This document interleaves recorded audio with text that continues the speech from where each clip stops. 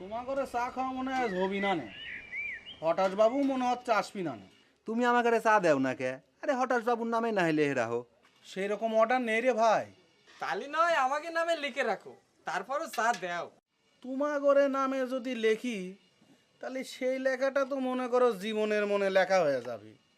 ওই যে একটা গান শুনেছিলাম না, পাথরে লিখি নাম পাথর ক্ষয়ে যাবি, হৃদয়ে লেখি নাম সে নাম রয়ে যাবি।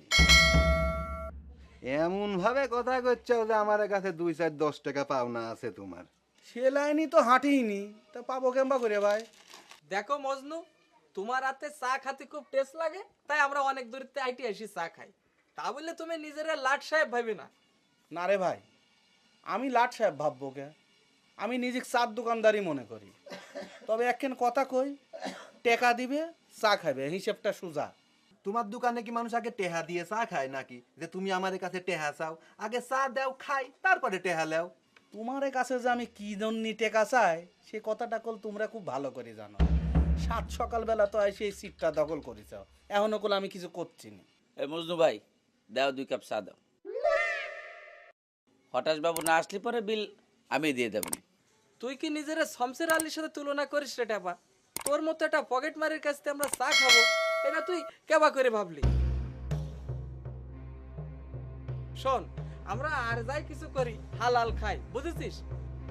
হালালের কথাই যদি ধরো, তালি পরে আমার মতো হালাল কামাই তো খুব কম মানুষই করে।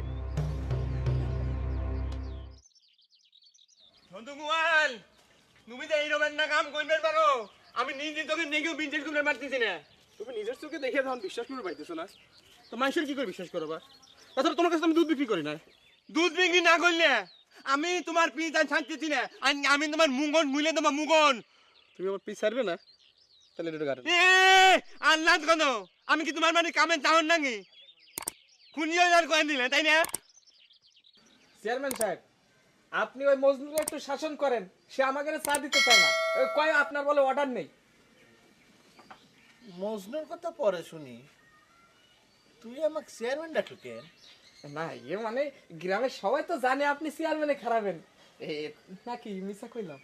না তা কইসনি, তাই ইলেকশনে খারালে কি সব চেয়ারম্যান হয় নাকি রে? এই শখ গলে হয় কিনা জানি নে, তো আপনি খাইলে নির্ঘিত চেয়ারম্যান আরাম পাইলেন।